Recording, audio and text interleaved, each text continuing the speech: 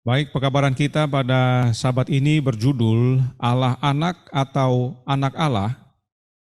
Kembali kita akan buka ke doktrin Trinitas. Dan dalam pekabaran ini secara khusus kita pelajari tentang Anak Allah dan apa manfaat daripada pekabaran ini bagi kerohanian kita, teristimewa keselamatan kita. Sudah cukup banyak pelajaran tentang Anak Allah yang kita ikuti, tetapi bukan berarti sudah habis.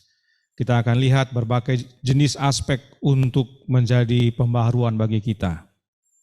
Nah, sebagai informasi, gambar di layar adalah gambar suasana Konsili Nisea di tahun 325 sesudah Masehi. Oleh karena itu, kita akan banyak juga membaca tulisan sejarah karena salah satu istilah dari kata Allah Anak atau Anak Allah diciptakan oleh manusia. Dan karenanya perlu kita lihat fakta sejarah. Yang mana yang diciptakan oleh manusia. Sebab ciptaan manusia tidak terdapat dalam Alkitab dan Roh Nubuat.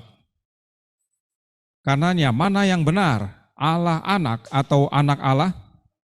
Mari kita pelajari agar menjadi pembaharuan bagi kita semua. Gereja Advent memiliki seorang tokoh teologia yang dalam pengalaman hidup saya jarang disebutkan. Pada saat saya mendengarkan khotbah atau KKR atau seminar, jarang saya mendengar nama ini disebut sampai pada akhirnya saya menerima kebenaran ini, yaitu kebenaran Allah yang benar. Tokoh tersebut bernama Pendeta Benjamin G. Wilkinson. Ini fotonya. Dan sebagai informasi sejarah atau catatan-catatan sejarah yang kami gunakan, kami dapatkan dari perplexity.ai. Saat ini zamannya artificial intelligence, dan oleh karena itu kami perlu menampilkan informasi dari AI kepada umat-umat sebagai pembanding. Dan kenapa kami menggunakan lebih banyak perplexity.ai? Karena dia langsung menampilkan sumbernya. Jadi setiap kali kami tampilkan ada bagian bawah yang warna hitam, itu adalah sumbernya. Sumber dari mana penjelasan itu diambil dan ada angka ya 1, 2 atau 3, 4 itu merujuk kepada sumbernya. Ini alasannya saya menggunakan perplexity.ai. ChatGPT banyak juga informasi yang disediakan, tapi mesti tahu caranya atau tekniknya untuk mendapatkan sumbernya atau referensinya.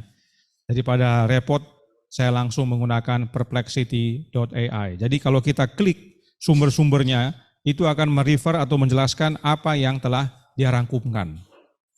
Ini sebagai informasi supaya menolong juga, karena zaman AI, mudah-mudahan orang-orang yang terbiasa dengan AI atau orang-orang muda bisa menggali dan melihat fakta-fakta ini ada, dinyatakan.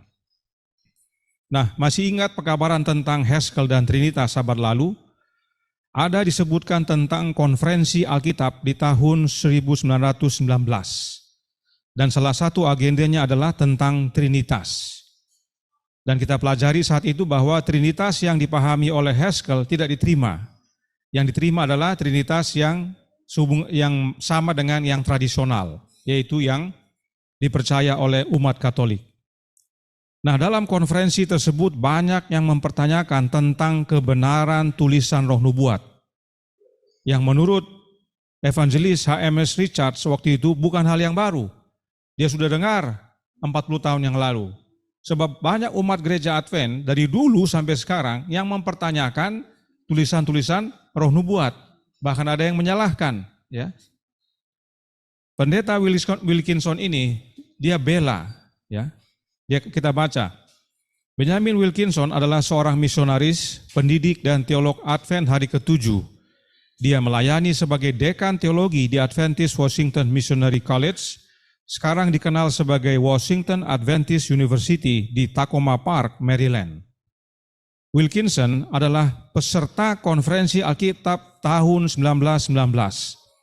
Peristiwa penting bagi gereja Advent, di mana dia mewakili kelompok kecil konservatif dan berpendapat bahwa tulisan Ellen G. White seorang nabi Advent hari ke-7 tidak salah. Artinya dia membela. Itu sebabnya sayang saat itu, sebagaimana bukti sejarah katakan, Willie White, anaknya White yang dipercaya untuk memimpin percetakan dan sebagai editor, tidak hadir saat itu juga. Dan bahkan kelompok yang membela Nyonya White ini disebutkan kelompok yang kecil, yang konservatif. Ya.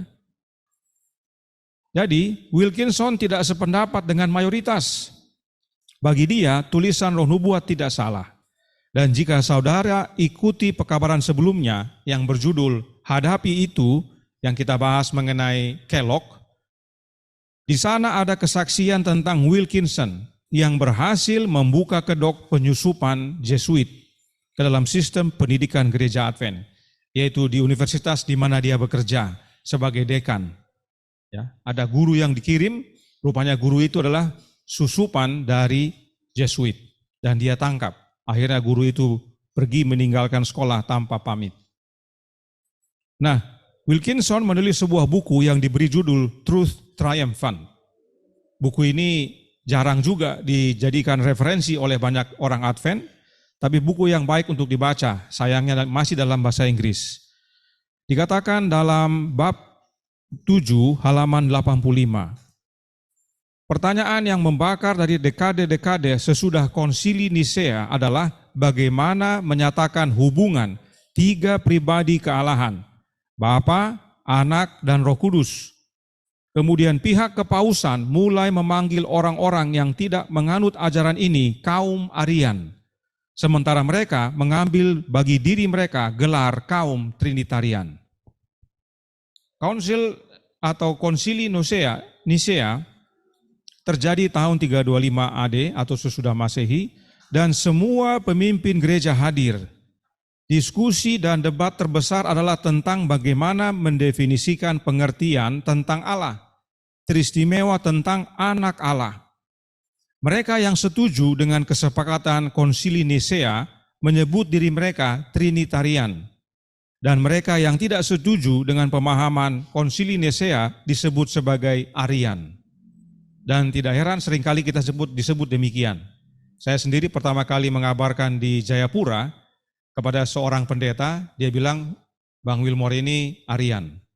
Dia langsung menyatakan begitu. Karena mereka sudah belajar bahwa yang keluar dari Konsili Nisea adalah doktrin Trinitas, yang percaya disebut Trinitarian, yang tidak percaya disebut Arian.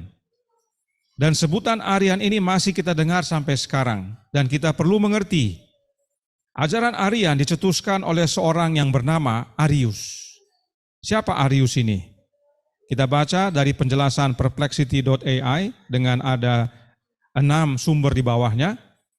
Arius lahir sekitar tahun 250 sesudah Masehi di Libya dan meninggal tahun 336 sesudah Masehi di Konstantinopel yang sekarang adalah Istanbul, Turki. Dia adalah seorang pendeta Kristen dan teolog yang terkait dengan doktrin Arianisme. Arianisme adalah doktrin teologis yang menekankan alamiah ciptaan dan keterbatasan dari Kristus, menyangkal keilahiannya yang setara dengan Allah Bapa. Arius menarik pengikut yang signifikan melalui integrasi neoplatonismenya yang menekankan kesatuan kealahan dengan pendekatan literal dan rasionalis terhadap ayat-ayat perjanjian baru. Namun ajarannya adalah dikecam oleh gereja mula-mula sebagai bid'ah besar. Jadi Arius ini dituduh mengajarkan ajaran yang sesat. Kenapa? Sebab dia menyatakan bahwa Yesus itu bukan Allah, tetapi ciptaan. Apakah bisa dibuktikan? Kita baca penjelasan kelanjutannya dalam perplexity.ai. Dikatakan, sayangnya tidak ada tulisan asli Arius yang selamat, karena diperintahkan untuk dibakar oleh Kaisar Konstantin ketika Arius masih hidup, dan karya-karya yang bertahan kemudian dihancurkan oleh lawan ortodoksnya. Oleh karena itu, pemahaman kita tentang ajaran Arius berasal dari tulisan-tulisan mereka yang menentangnya dan mencela dia sebagai bid'ah. Oleh karena itu, tuduhan kaum Trinitas mengenai ajaran Arius belum tentu benar. sebab semua bukti sudah dibakar dan dihancurkan. Bukti-bukti yang ada hanya dari musuh-musuhnya Arius. Di zaman sekarang ini hal yang serupa terjadi. Tuduhan kaum Trinitas dan bahkan gereja terhadap kelompok non-Trinitas bukan berdasarkan fakta, tetapi berdasarkan pengertian mereka sendiri. Contoh, kaum non-Trinitas dianggap tidak percaya ada Roh Kudus. Ya, kaum Trinitas katakan, oh itu kelompok yang tidak percaya Roh Kudus. Hal itu bukan karena mereka sudah pelajari apa yang diyakini oleh kelompok non-Trinitas, tetapi hanya karena mereka mengabarkan bahwa kelompok itu tidak percaya Roh Kudus itu adalah Allah. Ya, tidak pernah mereka katakan demikian. Setelah kami pelajari, oh rupanya ini dasarnya. Tidak pernah. Mereka hanya bilang apa? Itu kelompok yang tidak percaya Roh Kudus. Sudah di situ saja. Seandainya tidak ada catatan dan kita semua sudah meninggal, generasi berikutnya muncul. Mereka dengar ada kelompok non-Trinitas di Timika. Dan mereka bertanya kepada gereja, oh ya, kenapa? Memang ada. Boleh kami baca tulisan-tulisan mereka atau segala macam mereka punya pekabaran? Oh sudah tidak ada. Yang ada yang sama kami ini. Oh boleh baca. Tentunya yang dibaca apa isinya? Itu kelompok yang tidak percaya adanya Roh Kudus. Fakta yang ada yang mereka terima hanya yang dari kelompok Trinitas yang memberikan penjelasan sesuai dengan pengertian mereka atau mereka punya mau. Ya. Itu yang terjadi kepada Arius. Arius punya tulisan dan bukti-bukti semuanya sudah dihancurkan, dibakar. Sehingga yang kita miliki adalah yang dimiliki Roma. Apa yang Roma bilang, ya itulah yang kita terima. Bahwa oh Arius itu mengajarkan Yesus diciptakan. Dia tidak percaya Yesus adalah sama-sama ilahi dengan Bapanya. Oleh karena itu, itulah yang dibahas di seluruh sekolah teologi di dunia ini. Sehingga kalau kita bertanya kepada para pendeta, jawabannya serupa. Karena sumbernya satu, yaitu dari Roma. Ya. Ini masalahnya. Dan kita tidak bisa buktikan karenanya apakah benar tulisan itu demikian. Karena semua sudah dihancurkan. Jadi hal yang terjadi dahulu sama juga terjadi dari sekarang. Nah, oleh karenanya kita perlu cari bukti yang lain. Puji Tuhan kita memiliki pendeta Benjamin Wilkinson. Berikut dia katakan dalam bukunya Truth Triumphant halaman 318 bab 20. Dalam bab sebelumnya dicatat bagaimana kepausan tersebut menista orang-orang yang tidak sependapat dengannya secara umum sebagai kaum Arian. Dan khususnya bagaimana dia mencap mereka sebagai Yudais yang yakin bahwa hari Sabat dari perintah keempat adalah hari ketujuh. Jadi mereka tidak hanya mengajarkan suatu ajaran tentang Kristus yang saat ini belum kita bisa pastikan bagaimana, tapi dituduh oleh gereja Katolik sebagai ajaran yang menyatakan Yesus diciptakan. Namun orang-orang ini juga percaya bahwa hari Sabat adalah hari ketujuh. Nah, hal yang menarik adalah Roma gunakan istilah Arian sebagai stigma atau aib. Dan stigma ini diaplikasikan kepada siapa saja yang tidak setuju dengan Roma. Istilah Arian adalah cercaan, ejekan secara teologis. Sepertinya positif, tetapi konotasinya negatif. Ya. Sering saya menerima itu. Oh, saudara ini percaya Arianisme. Sepertinya positif, tapi menyatakan sesuatu yang sesat sebenarnya. Di zaman itu yang tidak terima Trinitas disebut kaum Arian dan dianggap sesat atau bid'ah. Mereka yang tidak setuju dengan gereja induk disebut Arian. Sebab mereka percaya kepada ajaran Arius yang berbeda dengan yang Roma ajarkan. Kemudian dalam halaman 429 Wilkinson menyambung. Diragukan jika banyak orang percaya bahwa Kristus adalah makhluk ciptaan.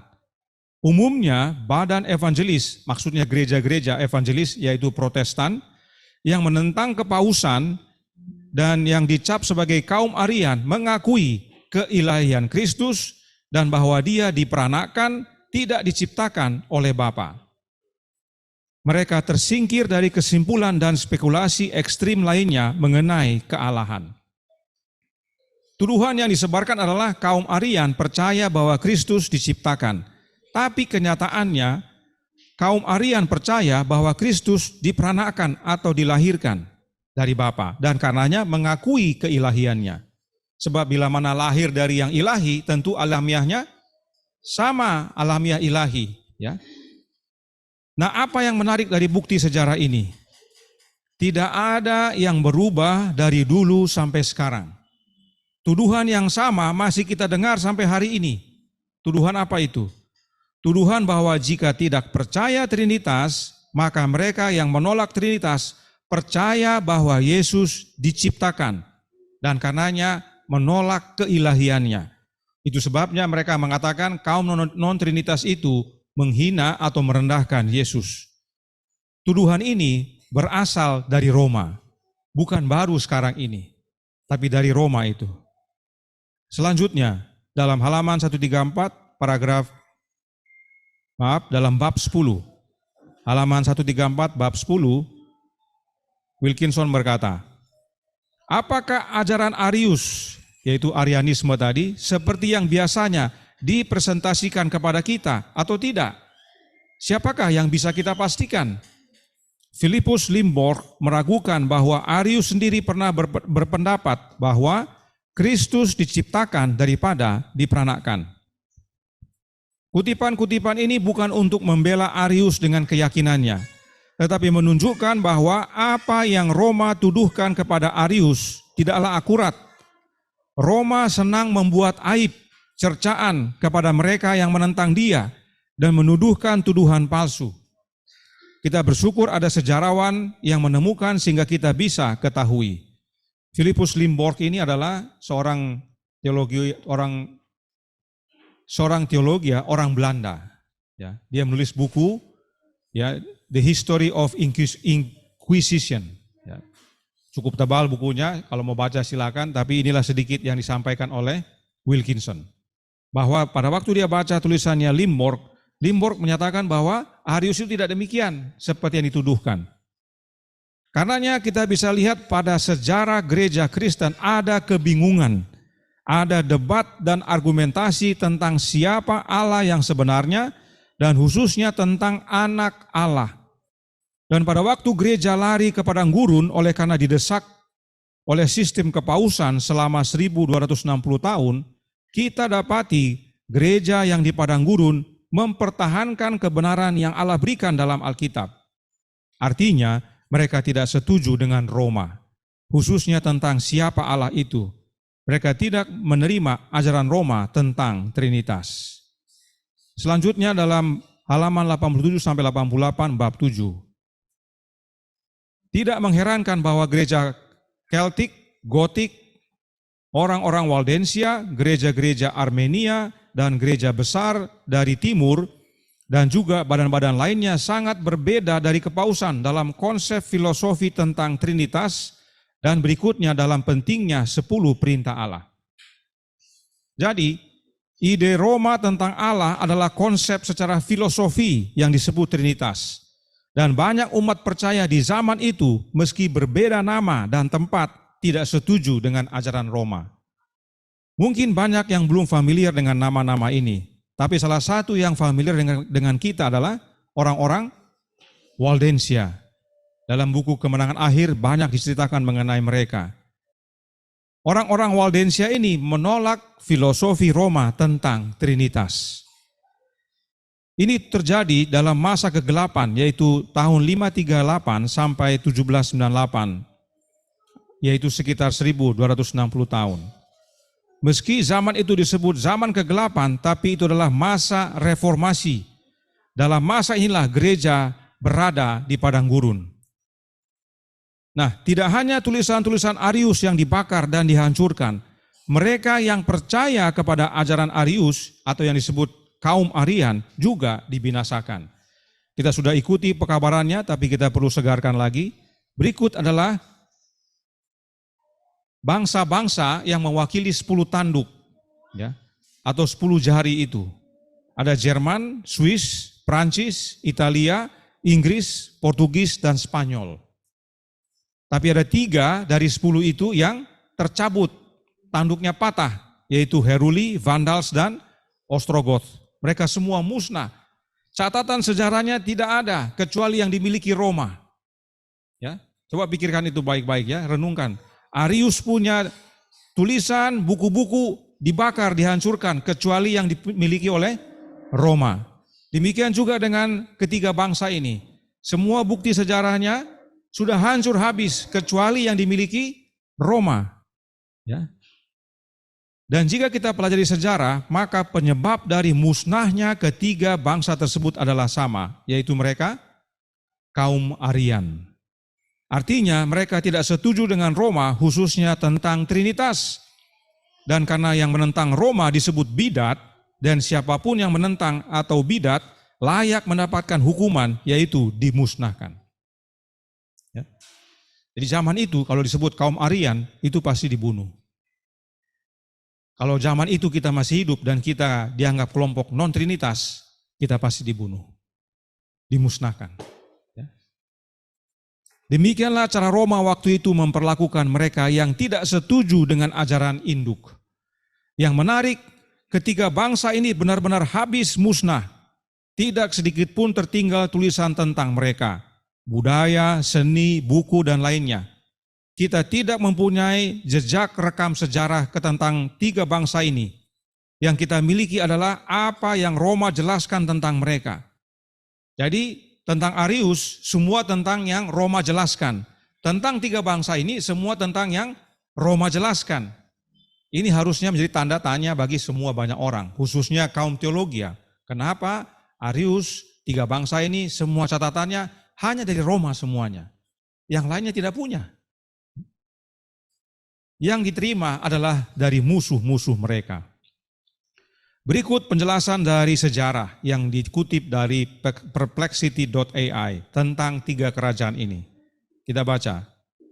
Yang sebelah kiri adalah tulisan aslinya, kalau kita ketik, dan di atasnya adalah sumber-sumbernya. Di sebelah kanan adalah terjemahannya. Saya baca terjemahannya saja. Kerajaan Arian, ya, mereka langsung disebut kerajaan Arian, didirikan oleh suku-suku Germanik yang telah berpindah ke agama Kristen Arian. Berikut adalah tiga contoh kerajaan Arian. Yang pertama, kerajaan Vandal. Kerajaan Vandal didirikan di Afrika Utara pada abad ke-5 oleh kaum Vandal yang merupakan penganut Kristen Arian. Kerajaan itu bertahan hingga penaklukan kembali Bizantium pada abad ke-6. Dan menurut sejarah, mereka tidak suka dengan apa yang Roma bawa. Roma bawa apa ke dalam gereja mereka? Patung-patung. Ada patung Maria, ada patung Santo-Santo dan sebagainya. Dan karena mereka tidak suka, mereka hancurkan. Dan itulah muncul istilah vandalisme. Jadi vandalisme itu bukan karena menghancurkan rumah orang, tokonya orang, bukan. Tapi mereka tidak suka dengan ajaran Trinitas, tidak suka dengan cara Roma membawa liturgi ibadah dengan patung-patungnya, mereka hancurkan itu patung-patung. Itulah asal muasal kata vandalisme. Kemudian kerajaan Visigoth dikatakan, kerajaan Visigoth didirikan di Spanyol pada abad ke-5 oleh Visigoth yang juga merupakan orang Kristen Arian. Kerajaan itu bertahan hingga abad ke-8 ketika ditaklukkan oleh bangsa Moor. Ya. Jadi sudah kita bukan hanya satu sisi yang menyatakan bahwa mereka ini adalah kerajaan Arian. Sejarah membuktikan mereka ini adalah Kristen Arian. Kita lanjutkan kerajaan ketiga. Kerajaan Ostrogoth. Kerajaan Ostrogoth didirikan di Italia pada abad ke-5 oleh Ostrogoth yang merupakan penganut Kristen Arian. Kerajaan itu bertahan hingga penaklukan kembali Bizantium pada abad ke-6. Masa penghancuran mereka berdekatan. Ya. Perhatikan yang ditandai kuning dengan biru. Perlu dicatat bahwa Arianisme dianggap sesat oleh gereja Katolik dan kerajaan Arian akhirnya ditaklukkan oleh kekuasaan Katolik. Tidak heran semua catatan yang punya siapa? Katolik. Karena mereka yang musnahkan, mereka yang hancurkan.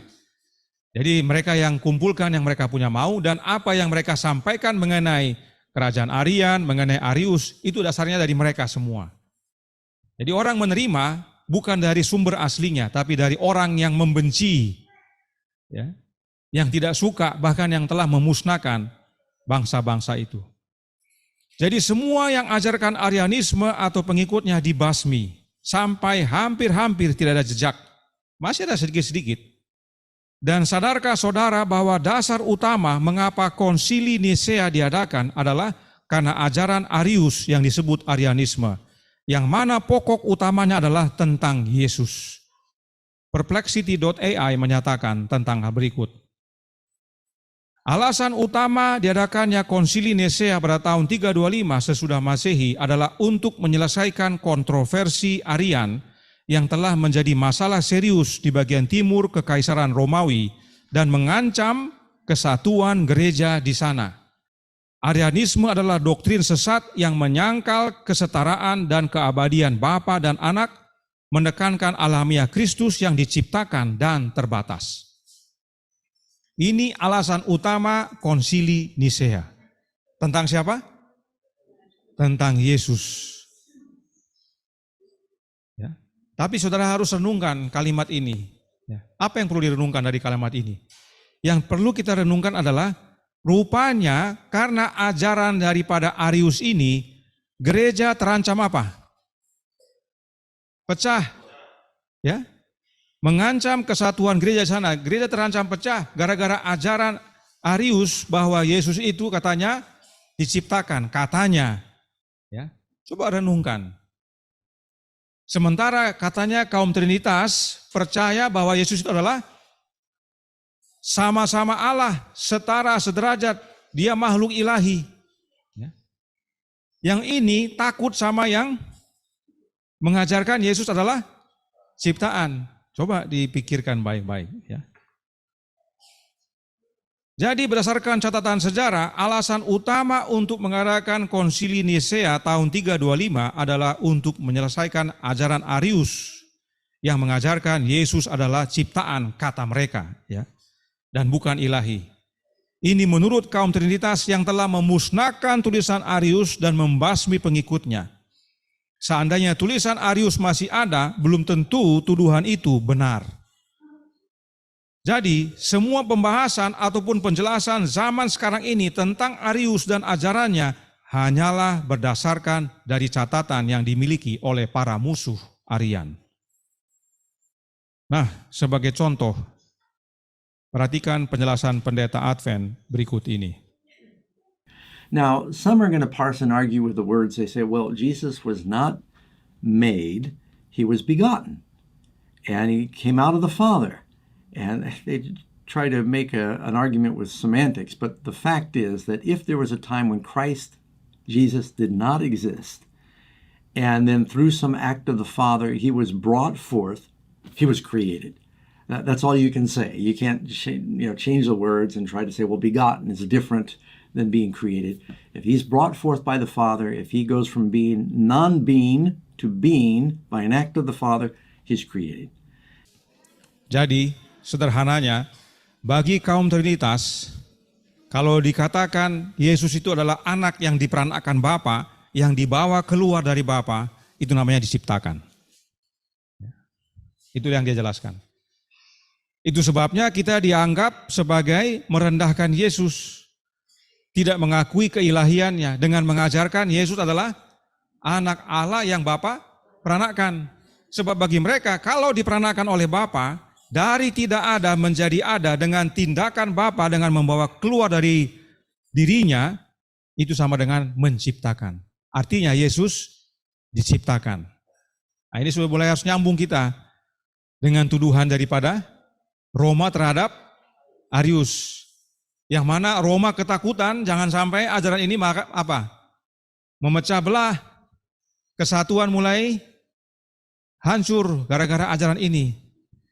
Sebab ajaran itu kalau yang kita pelajari sekarang, ajaran bahwa Yesus adalah anak yang diperanakkan Bapa, sebenarnya apa? Yang benar, yang Alkitabiah. Tetapi karena kaum Trinitas khawatir akan hal itu, mereka katakan apa? Oh, itu mereka mengajarkan Yesus diciptakan. Ya. Tidak heran saksi Jehovah melawat ke rumah saya. Ya, tahun 2017 itu. Mereka datang untuk menjangkau karena mereka mendengar saya mengajarkan bahwa Yesus itu diperanakkan dan menggunakan Amsal 8. Bagi mereka Amsal 8 itu adalah bukti Yesus diciptakan. Mereka datang untuk menjangkau supaya saya bergabung dengan saksi Yehova. Kami berdiskusi sekitar 2 jam, tapi mereka tidak berhasil. Ya. Saya jelaskan bahwa kata menciptakan dalam Amsal 8 itu bukan menciptakan, terjemahan bahasa Indonesia tidak tepat. Itu harusnya mendapatkan. Ya. Bapa mendapatkan anak yang dilambangkan dengan hikmat, dengan cara membawa keluar dari dirinya. Caranya bagaimana kita tidak tahu. Ya. Saat membawa keluar dari diri Allah kita tidak tahu. Tapi itu bukan menciptakan. Ya itu singkatnya, ada sharing sedikit. Tapi itulah yang disebarluaskan bahwa kelompok kita ini percaya Yesus diciptakan dengan mengajarkan Yesus diperanakan oleh Bapa. Oleh karena itu mereka sebut kita kaum Arian. Ya. Jadi kalau kita sambung semua ini titik-titik, kita bisa secara tidak langsung mengerti apa yang diajarkan oleh Arius atau Arianisme itu apa. Sebab mereka yang menolak Trinitas disebut kaum Arian. Dan kaum Arian adalah orang yang percaya Yesus diciptakan. Nah kita tidak percaya, kita percaya Yesus diperanakan, lahir dari Bapa. Tapi bagi mereka diperanakan atau dilahirkan sama dengan diciptakan. Oleh karena itu kita disebut kaum Arian. Oleh sebab itu ajaran Arian bisa saja sama dengan ajaran ini. Yang merupakan ajaran Alkitabiah. Tidak heran mereka takut. Mereka terancam.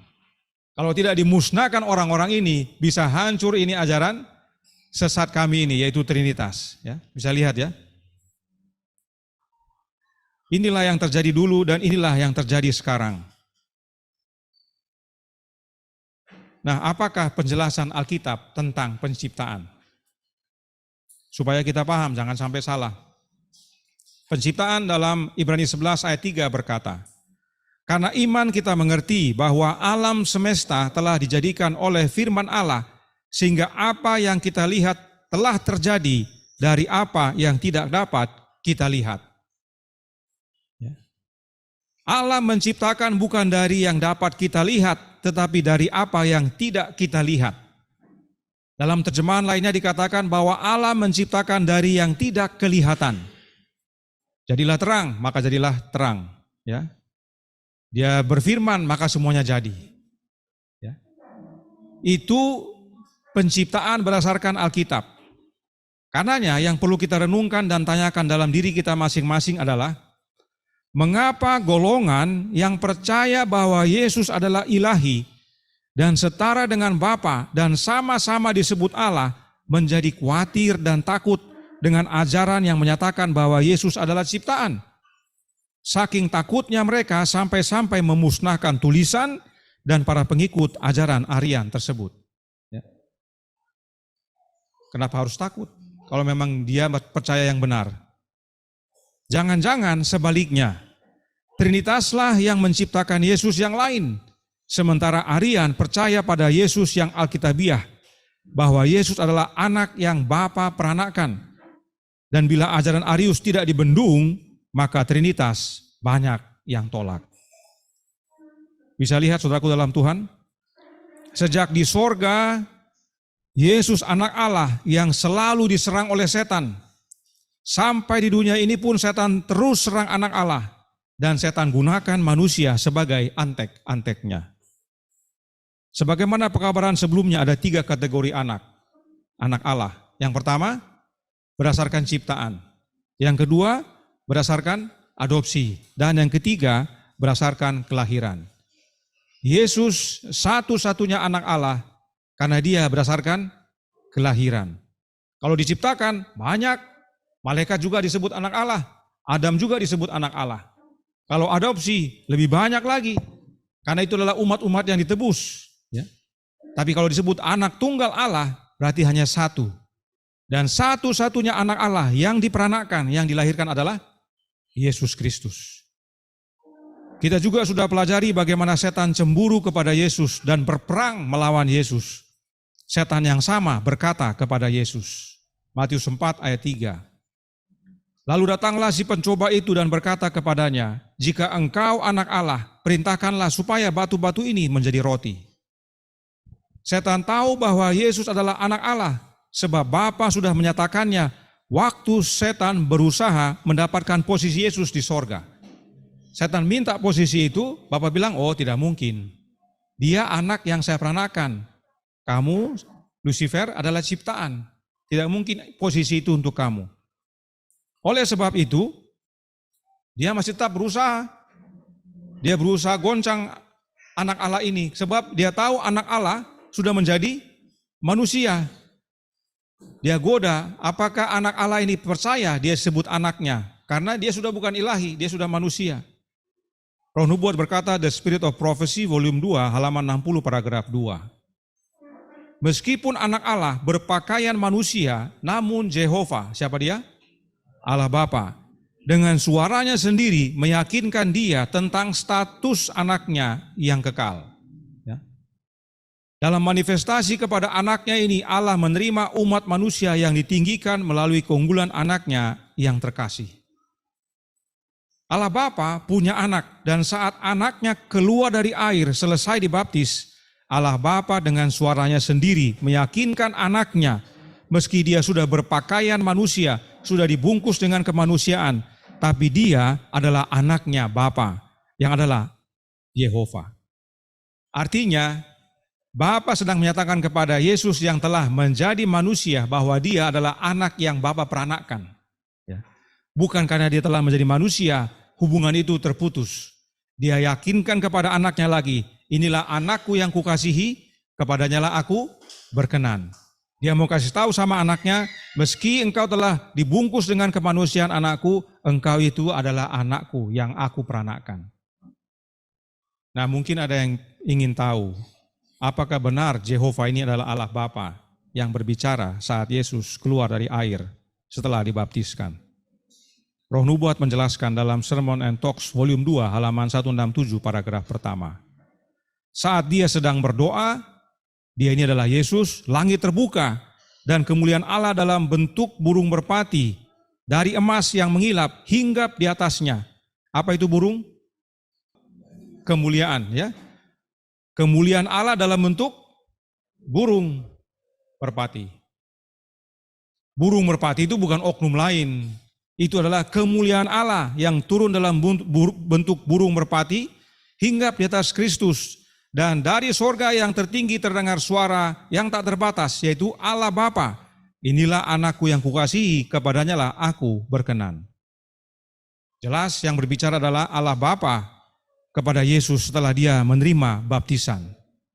Allah Bapa memberikan jaminan kepada anaknya bahwa meski anaknya dibungkus dengan kemanusiaan, tapi dia tetap anak Allah yang Bapa kasihi dan berkenan.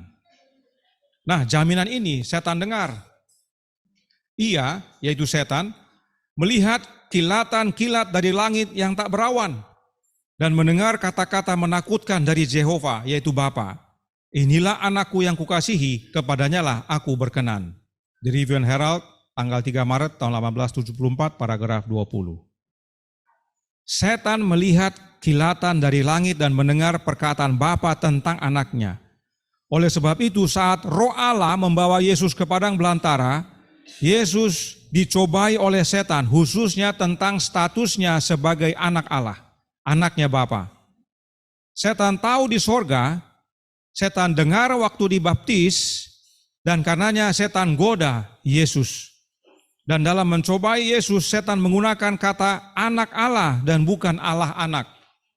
Setan yang sudah tahu sejak di sorga sama sekali tidak pernah menggunakan kata Allah anak, tapi anak Allah. Bahkan orang yang dirasuk setan di Gadara juga berkata yang sama. Matius 8 ayat 29. Dan mereka itu pun berteriak katanya, apa urusanmu dengan kami, hai anak Allah? Adakah engkau kemari untuk menyiksa kami sebelum waktunya? Perhatikan, setan yang merasuk orang di Gadara tersebut tahu bahwa Yesus adalah anak Allah, sebab memang setan dengar perkataan Bapa pada waktu Yesus dibaptiskan bahwa inilah anaknya yang Bapa kasihi dan berkenan. Dan yang menarik adalah setan tahu bahwa anak Allah lah yang nantinya akan menghakimi semuanya termasuk setan. Itu sebabnya para setan tersebut takut jangan-jangan Yesus datang untuk menghakimi mereka. Karena dia tahu akan ada tiba masa dia akan dihakimi. Itu sebabnya 2 Petrus 2 ayat 4 berkata, sebab jikalau Allah tidak menyayangkan malaikat-malaikat yang berbuat dosa, tetapi melemparkan mereka ke dalam neraka, dan dengan demikian menyerahkannya ke dalam gua-gua yang gelap untuk menyimpan mereka sampai hari penghakiman. Para malaikat jahat akan dihakimi, tapi ada waktunya dan itu bukan saat Yesus datang pertama kali. Kemudian Yudas 1 ayat 6. Dan bahwa ia menahan malaikat-malaikat yang tidak taat pada batas-batas kekuasaan mereka, tetapi yang meninggalkan tempat kediaman mereka dengan belenggu abadi di dalam dunia kekelaman sampai penghakiman pada hari besar. Ini semua para setan tahu. Para setan tahu bahwa ada waktu nanti mereka akan dihakimi dan terima hukuman. Tapi mereka mohon jangan waktu itu, yaitu pada waktu Yesus datang ke Gadara. Para setan sungguh takut kepada anak Allah dan bukan kepada Allah anak. Dalam Matius dikatakan, Matius 25 ayat 41. Dan ia, yaitu Kristus, berkata juga kepada mereka yang di sebelah kirinya, enyahlah dari hadapanku, hai kamu orang-orang terkutuk, enyahlah ke dalam api yang kekal yang telah sedia untuk iblis dan malaikat-malaikatnya. Ada api yang kekal yang tersedia bagi para setan. Itulah hukuman bagi mereka dan mereka tahu itu akan terjadi dan akan dinyatakan oleh anak Allah. Itu sebabnya setan takut. Nah, siapakah yang di sebelah kiri Yesus? Pada waktu dia katakan, enyahlah kamu orang-orang jahat ini. Mereka yang dilambangkan dengan kambing. Mereka yang di sebelah kiri Yesus adalah orang-orang yang ketika Yesus lapar tapi tidak memberi Yesus makan. Ketika Yesus haus tidak memberi Yesus minum. Lalu tidak memberi Yesus tumpangan, tidak memberi pakaian, tidak melawat. Orang-orang ini akan dibakar bersama-sama dengan para malaikat setan. Namun uniknya orang-orang tersebut, yaitu para umat Allah, tidak takut. Mereka tidak seperti setan yang ketakutan. Setan takut kepada anak Allah karena dia tahu ini adalah yang menghukum kami. Tapi manusia tidak takut. Ya. Saudaraku dalam Tuhan, pekabaran ini bukan untuk menakut-nakuti. Tetapi sebagai gambaran bahwa para setan tahu siapa anak Allah dan mereka takut kepada anak Allah, yaitu Yesus Kristus. Sebab para setan tahu Yesuslah yang akan menjalankan penghakiman atas mereka. Sementara yang di sebelah kiri tidak takut, malah mereka akan terima hukuman. Sebab apa? Perhatikan yang Yakobus 2 ayat 13 katakan. Sebab penghakiman yang tak berbelas kasihan akan berlaku atas orang yang tidak berbelas kasihan. Tetapi belas kasihan akan menang atas penghakiman. Artinya apa? Penting atau tidak berbelas kasih? Penting sekali berbelas kasih itu. Kehidupan anak Allah adalah kehidupan yang penuh belas kasihan. Perhatikan yang Roh Nubuat nasihatkan berikut ini dalam suratnya nomor 168 tahun 1902 paragraf 2. Sabat adalah hari tersibuk Kristus untuk menyembuhkan orang sakit. Hari Sabat adalah hari paling baik bagi dia untuk menjangkau mereka yang bekerja selama seminggu. Kemanapun dia pergi, dia adalah seorang misionaris medis, seorang dokter yang tidak pernah salah mengucapkan kata-kata simpati dan belas kasih yang paling lembut. Pada hari Sabat, terlalu sering kita nongkrong di gereja dengan alasannya masing-masing. Padahal Yesus tidak. Hari Sabat adalah hari paling sibuk buat Yesus. Yesus berjalan berbuat belas kasih. Anak Allah sibuk berbelas kasih pada hari Sabat. Bagaimana kita? Adakah kita percaya anak Allah atau Allah anak? Kalau kita percaya anak Allah, harusnya ini kehidupan kita. Sekarang bagaimana caranya agar dapat hidup berbelas kasih seperti anak Allah? Membina kehidupan abadi halaman 322 paragraf 1. Pekerjaan yang praktis akan jauh lebih berhasil daripada sekedar berkhotbah. Artinya perbuatan berbelas kasih itu lebih baik daripada khotbah. Kita harus memberi makanan kepada orang yang lapar, pakaian kepada orang yang telanjang, dan tempat berteduh kepada orang yang tidak punya tempat tinggal.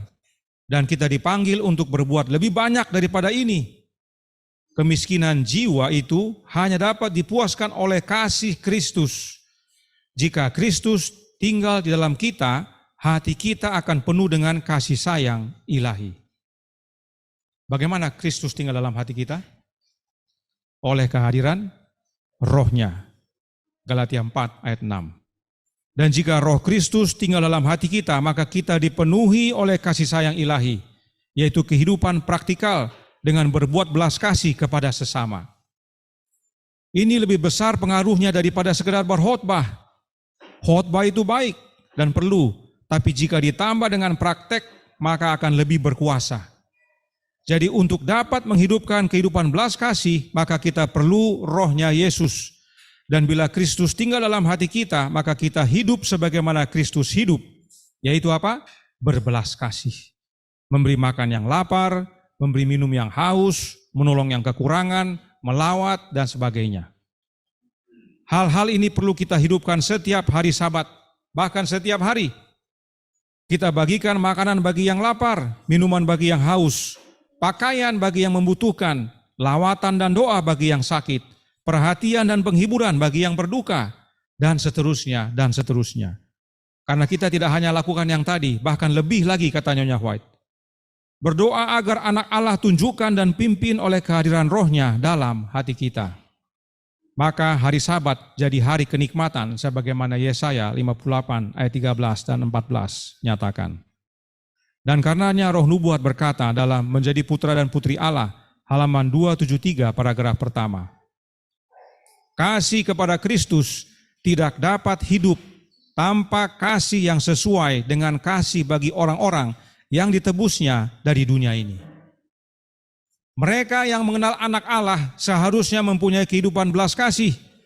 Dan mereka yang mengaku mengasihi anak Allah seharusnya mengasihi sesama dengan kasih yang sama yang Yesus nyatakan kepada mereka.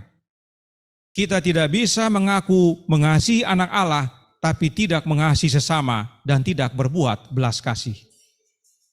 Mengapa penting sekali berbuat belas kasih ini?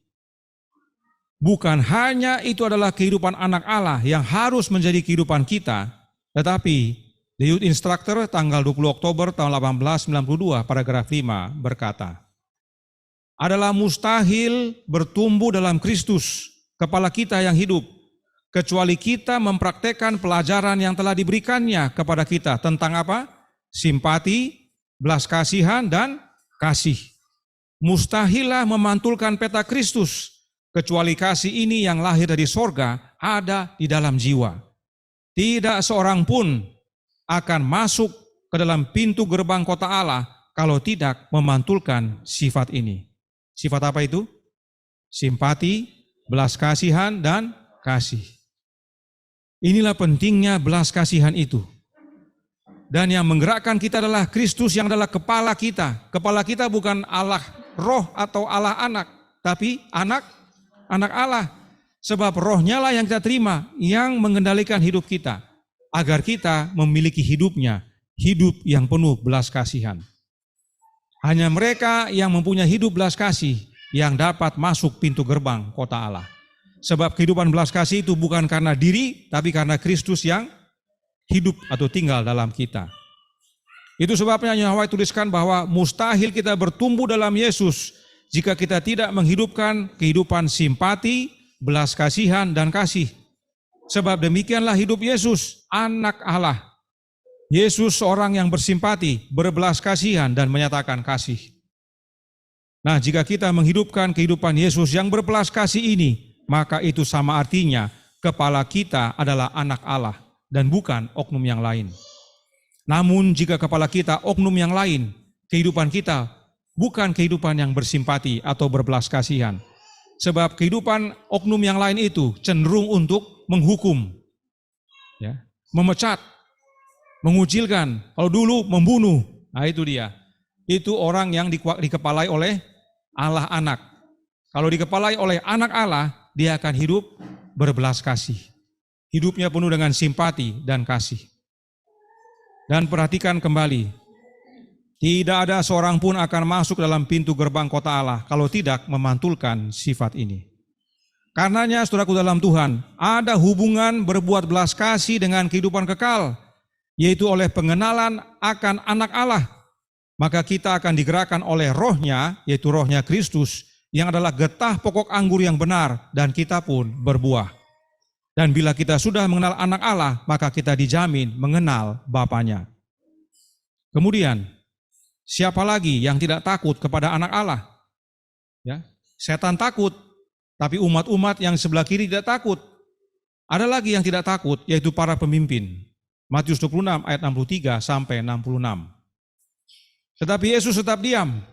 Lalu kata imam besar itu kepadanya, "Demi Allah yang hidup, katakanlah kepada kami, apakah engkau Mesias, anak Allah, atau tidak?" Jawab Yesus, "Engkau telah mengatakannya, akan tetapi aku berkata kepadamu, mulai sekarang kamu akan melihat anak manusia duduk di sebelah kanan yang maha kuasa dan datang di atas awan-awan di langit." Maka imam besar itu mengoyakkan pakaiannya dan berkata, "Ia menghujat Allah. Untuk apa lagi kita perlu saksi? Sekarang telah kamu dengar hujatnya. Bagaimana pendapat kamu?" Mereka menjawab dan berkata, "Ia harus dihukum mati." Para pemimpin tidak takut kepada anak Allah. Mereka bahkan bunuh anak Allah. Dahulu secara fisik dan sekarang pemimpin agama membunuh Yesus secara rohani. Para pemimpin agama tidak akui bahwa Yesus adalah anak Allah yang Bapa peranakan. Sebab bagi mereka diperanakan atau dilahirkan sama dengan diciptakan. Para pemimpin agama menyatakan bahwa Yesus bukan dilahirkan, tapi muncul bersamaan dengan Bapa. Dan itulah yang diputuskan dalam konsili Nisea yang disebut dengan co-equal, co-eternal. Bahwa Yesus sama-sama kekal dan setara dengan Bapanya. Itu sebabnya Yesus bukan anak yang sesungguhnya bagi kaum Trinitas, tetapi hanya permainan peran atau metafora. Inilah cara pemimpin agama dalam gereja membunuh anak Allah secara rohani dalam kehidupan umat Allah. Dan bila anak Allah tidak ada dalam hidup kita, maka rohnya dijamin tidak ada dalam hidup kita. Dengan demikian, kehidupan belas kasih tidak ada dalam hidup kita. Sebab kehidupan belas kasih hanya ada karena Kristus tinggal dalam kita, yaitu anak yang Bapa peranakan. Perhatikan dari tadi, semua yang percaya kepada Allah anak, lebih mudah bagi mereka menghukum, membunuh, daripada berbelas kasih. Lalu sejarah menyatakan yang berikut ini. Masih dalam perplexity.ai. Dikatakan, Tertullian, juga dikenal sebagai Quintus Septimus Florence Tertullianus, adalah seorang teolog, polemik, dan moralis Kristen awal yang penting yang tinggal di Kartage, Afrika Utara, sekitar 150 sampai 220 sesudah Masehi. Dia adalah putra seorang perwira Romawi dan dididik untuk menjadi seorang pengacara. Tertullian menjadi Kristen ketika dia berusia sekitar 40 tahun dan menjadi pembela iman yang antusias, menggunakan keterampilan hukumnya untuk membela agama Kristen dari penyerang kafir. Dia adalah bapa gereja pertama yang menulis secara ekstensif dalam bahasa Latin dan dianggap sebagai bapa teologia Latin. Tertullian banyak menulis tentang berbagai topik termasuk apologetika, teologi moral, dan trinitas. Dan menurut sejarah, ungkapan anak Allah ditemukan dalam tulisan-tulisan bapa gereja mula-mula Tertullian. Sebab dia mengajarkan tentang trinitas yang hidup pada akhir abad kedua dan awal abad ketiga. Namun penting untuk dicatat bahwa ungkapan anak Allah digunakan dalam perjanjian baru untuk merujuk pada Yesus dan keilahiannya. Ya, sejarah menyatakan, catat, yang penting katanya bahwa ungkapan anak Allah dalam Alkitab merujuk kepada Yesus dan keilahiannya. Konsep Trinitas yang mencakup Bapa, Anak, dan Roh Kudus sebagai tiga pribadi ilahi yang setara, sama kekal, dan satu alamiah, dikembangkan dari waktu ke waktu pada gereja mula-mula dan diformalkan dalam pengakuan iman Nisea di Konsili Nisea pada tahun 325 sesudah Masehi.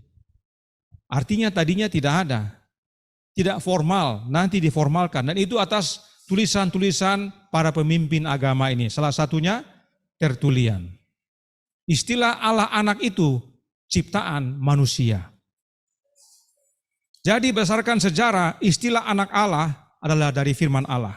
Tapi Allah anak adalah ciptaan manusia oleh karena konsep Trinitas. Sebab dalam Trinitas, Bapa dan Anak dan Roh sama-sama Allah, sama-sama kekal dan setara. Karena itu manusia tambahkan kata Allah di depan kata anak dan kata roh. Satu-satunya kata yang sudah ada kata Allahnya hanya Allah Bapa dalam Alkitab. Tetapi kata anak tidak ada kata Allah di depannya, demikian juga dengan roh. Itu sebabnya mereka tambahkan karena doktrin manusia yang disebut Trinitas. Menyatakan anak dan roh sama-sama Allah. Karena sama-sama Allah, mereka tambah kata Allah di depannya. Menambahkan kata Allah pada kata anak dan roh adalah ulah manusia, bukan dari Tuhan. Supaya terlihat sama dengan Bapa dan memenuhi standar doktrin manusia yang disebut Trinitas. Sederhananya saudaraku dalam Tuhan, Allah anak adalah ciptaan manusia dan anak Allah adalah firman Allah. Dan Allah anak serta anak Allah tidaklah sama. Gereja yang percaya Trinitas seringkali membuat sama. Allah anak dengan anak Allah itu sama. Allah roh dengan roh Allah itu sama. Itu tidak sama. Itu merusak tatanan tata bahasa manusia itu sendiri. Contoh yang paling sering disampaikan oleh Opa adalah apa? Rumah makan dengan makan rumah, apakah sama? Tidak sama.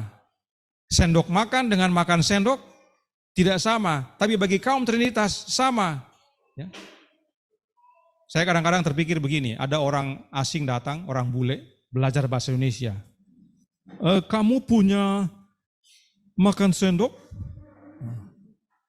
Ya kan? Karena dia tidak tahu bahasa Indonesia itu diterangkan-menerangkan, bukan menerangkan saja. You punya makan sendok, maksudnya sendok makan. Kita sebagai kaum Trinitas, oh yes, I have. Ya.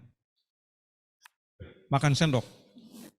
Kaum Trinitas sama saja kan, sendok makan dengan makan sendok. Tidak dia perbaiki itu orang karena sama. Oh, atau bahkan, you believe in Trinity? Yes, I believe. Oh ya, makan sendok.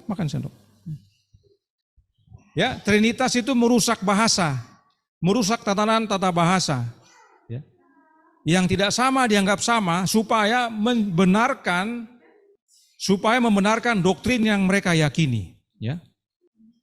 Itu sebabnya setan takut kepada anak Allah dan bukan kepada Allah anak. Karena bagi setan dia tahu bedanya antara anak Allah dengan Allah anak. Anak Allah itulah anak yang Bapa peranakan, yang adalah makhluk ilahi yang nantinya datang akan menghakimi mereka, para setan yang jahat ini. Tapi Allah anak tidak. Ya. Lalu, nah ini pertanyaan berikutnya. Lalu kenapa setan melalui manusia menciptakan istilah Allah anak? Kalau memang setan takut kepada anak Allah, lalu kenapa dia ciptakan istilah Allah anak yang dia tidak takut? Ya. Berikut penjelasannya. Ada perilaku pasif agresif. Ya. Mungkin ada yang tahu, mungkin yang belum, mari kita baca. Apa itu perilaku pasif agresif? Perilaku pasif agresif adalah jenis perilaku yang ditandai dengan ekspresi tidak langsung dari perasaan negatif, seperti kemarahan, frustrasi, atau kebencian, gantinya menyatakannya secara terbuka.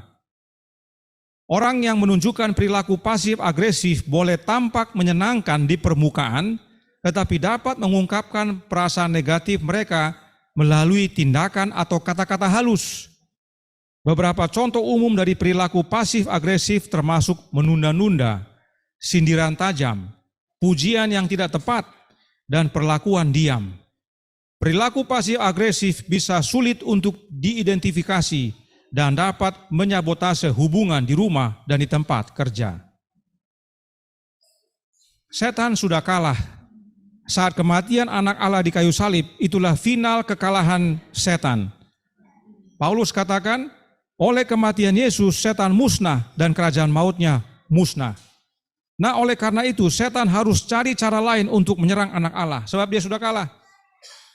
Melalui manusia, yaitu para pemimpin agama, setan membuat pujian yang tidak tepat kepada anak Allah dengan mengubahnya menjadi Allah anak. Terkesan memuji atau meninggikan dengan menambahkan kata Allah di depan kata anak. Tetapi sebenarnya menjatuhkan. Terkesan memuji atau meninggikan dengan menambahkan kata Allah, tetapi sebenarnya menjatuhkan bahkan membunuh anak Allah secara rohani. Karena dengan makna Allah anak, itu artinya Yesus tidak dilahirkan dari Bapa, sementara anak Allah dilahirkan dari Bapa. Nah, apa hubungannya semua ini dengan kehidupan belas kasih? Kenapa kita harus belajar anak Allah dengan Allah anak dengan belas kasih? Yang adalah syarat untuk kita boleh menerima kehidupan kekal. Kita baca Signs of the Times Juli 2 tahun 1896 paragraf 2. Mustahil bagi Allah untuk memberikan manifestasi yang lebih besar dari belas kasih yang lembut dan kasih yang murah hati. Karena begitu besar kasih Allah akan dunia ini sehingga ia telah mengaruniakan anaknya yang tunggal, supaya setiap orang yang percaya kepadanya tidak binasa, melainkan beroleh hidup yang kekal. Seluruh sorga terdapat dalam satu pemberian itu. Melalui jasa karunia Kristus kita menerima semua belas kasihan kita. Allah Bapa adalah Allah yang penuh belas kasihan. Begitu besar kasihnya. Dalam wujud belas kasihan Bapa yang terbesar itu, dia mengaruniakan siapa? Anaknya, yaitu anak Allah yang tunggal yang Bapa peranakan, begotten, kepada kita agar supaya yang percaya kepada anaknya tidak binasa, tapi beroleh hidup yang kekal. Tidak heran mereka yang menghidupkan kehidupan belas kasih boleh masuk lewat pintu gerbang sorga. Sebagai wujud belas kasih Bapa kepada kita yang begitu besar, Bapa berikan anaknya, bukan Allah anak, tapi anak Allah kepada kita agar kita beroleh kehidupan yang kekal atau keselamatan. Apakah dapat dikatakan kasih Allah yang besar jika Bapa mengaruniakan yang bukan anaknya? Sebab Allah anak itu katanya bukan anak yang sesungguhnya. Itu hanya permainan peran. Lalu Allah katanya begitu besar kasihnya dia karuniakan anak yang bukan anaknya ini. Apakah dapat dikatakan begitu besar? Tentu tidak ya. Tapi karena dia mengaruniakan anaknya yang dia peranakan, itulah wujud begitu besar kasih Allah kepada kita. Karenanya kehidupan belas kasih bukan berasal dari diri kita, tapi dari Bapa yang dinyatakan dalam anaknya yang hadir dalam hidup kita oleh kehadiran Roh Anak Allah, dan kita pun berbuah, buah-buah belas kasih. Itu sebabnya standar pemisahan antara domba dan kambing adalah belas kasih. Mereka yang hidup berbelas kasih menerima keselamatan, dan yang tidak ikut dibakar sama setan yang jelas-jelas sudah kalah, yang sekarang coba mematikan anak Allah dalam hidup kita dengan istilah Allah anak. Karenanya Yohanes menuliskan, Yohanes 20 ayat 31. Tetapi semua yang tercantum di sini telah dicatat supaya kamu percaya bahwa Yesuslah Mesias, anak Allah, dan supaya kamu oleh imanmu memperoleh hidup dalam namanya. Karena memang dalam anak Allah lah Bapa mengaruniakan hidup yang kekal kepada kita. 1 Yohanes 5 ayat 11 dan 12. Dan inilah kesaksian itu, Allah telah mengaruniakan hidup yang kekal kepada kita, dan hidup itu ada di dalam anaknya. Barang siapa memiliki anak, ia memiliki hidup. Barang siapa tidak memiliki anak, ia tidak memiliki hidup. Hidup bukan dalam Allah anak, tapi dalam anak Allah. Allah anak itu ciptaan manusia, tapi anak Allah adalah anak Bapa yang Bapa peranakan. Itu sebabnya hidup Bapa ada dalam anaknya. Roh Nubuat berkata dalam The Desire of Ages, halaman 21 paragraf 2. Segala sesuatu diterima Kristus dari Allah, tetapi ia menerima untuk kemudian memberi. Demikianlah di sana sorga dalam pelayanannya kepada semua makhluk. Melalui anak yang kekasih itu, hidup Bapa mengalir kepada semuanya. Melalui anak itu, hidup tersebut kembali pula dalam rupa puji-pujian dan pelayanan gembira gelombang kasih yang meluap-luap kepada sumber besar dari semuanya. Dengan demikian, melalui Kristus lengkaplah peredaran segala kebajikan yang membayangkan sifat penganugerah besar itu, yang mana ialah hukum hidup. Nyonya White, hamba Allah, dengan jelas berkata, hidup Bapa mengalir melalui anaknya. Bapa adalah sumber besar dari segala sesuatu. Bapa adalah sumber hidup. Dia adalah Allah dan Bapa dari Tuhan kita, Yesus Kristus. Hidup Bapa lah mengalir kepada semuanya melalui anak Allah, bukan melalui Allah anak. Semua kebajikan, semua belas kasih dari Allah Bapa mengalir melalui anaknya. Dan bahkan hidup Allah, hidup Bapa itu mengalir melalui anaknya, yaitu anak Allah. Dan ini Alkitab telah nyatakan terlebih dahulu. Yohanes 5 ayat 26. Sebab sama seperti Bapa mempunyai hidup dalam dirinya sendiri, demikian juga diberikannya anak mempunyai hidup dalam dirinya sendiri. Bapa memberikan kepada anaknya hidup yang sama dengan yang Bapa miliki, karena anak lahir dari Bapa, diperanakan Bapa, hidup Bapa dengan hidup anak sama. Tetapi jika muncul bersamaan seperti Allah anak katanya, maka tidak mungkin Bapa memberikan hidup kepada oknum tersebut, karena sudah muncul sama-sama. Karenanya saudaraku dalam Tuhan, Allah anak tidak ada hidup. Itu hasil ciptaan manusia dalam konsili Nisea. Tapi anak Allah ada hidup yang kekal di dalamnya. Sebab itulah firman Allah yang tercatat dalam Alkitab. Pada anak ada hidup, pada Allah anak tidak ada. Sebab hanya pada anak Allah Bapa berikan segalanya termasuk hidupnya. Oleh sebab itu yang benar adalah anak Allah. Allah anak ciptaan manusia yang digunakan setan untuk menyerang Yesus, mematikan Yesus dalam kehidupan umat-umat Allah yang setia, agar jangan menerima roh anak Allah, agar jangan memiliki kehidupan berbelas kasih yang merupakan penentu antara domba dan kambing. Dan yang selamat adalah domba. Kambing akan dibakar dalam api yang kekal di neraka bersama para malaikat yang jahat. Kiranya ini menjadi pembaharuan bagi kita, agar kita sungguh-sungguh memilih, menyembah, dan percaya dalam anak Allah, yaitu Yesus Kristus yang Bapa peranakan. Tuhan memberkati, saya bawa dalam nama Yesus. Amin. Mari kita berdoa, kita semua bertelut yang bisa bertelut. Bapa kami yang di sorga, Allah pencipta langit dan bumi, laut dan segala isinya, Allah yang maha besar, maha kuasa, sumber segalanya, yang kami sembah selalu melalui anak-Mu yang tunggal, Yesus Kristus. Terima kasih atas pelajaran sejarah, nasihat firman Tuhan, dan tulisan roh nubuat untuk ingatkan kami pentingnya menerima anak Allah, anak yang Bapa peranakan, meskipun kami dicela oleh dunia, bahkan dikucilkan.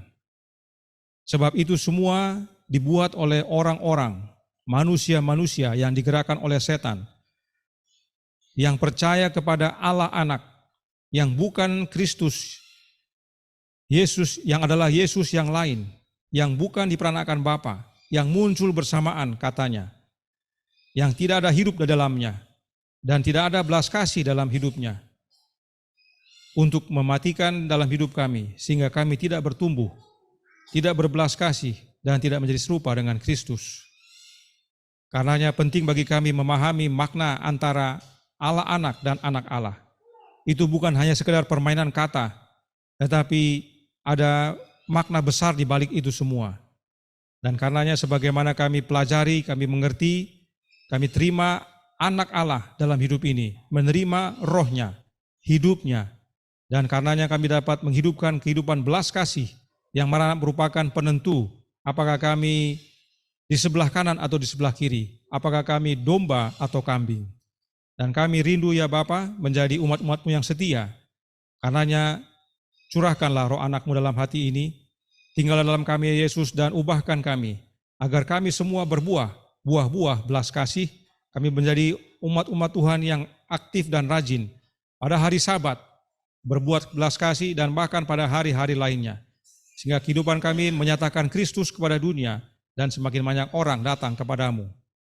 Beserta kami sepanjang hari Sabat ini, kehendak-Mu yang jadi, Ampun kami akan dosa dan salah, karena kami berdoa hanya dalam nama Anak Allah yang tunggal, Yesus Kristus, yang adalah Tuhan dan Juru Selamat kami. Amin.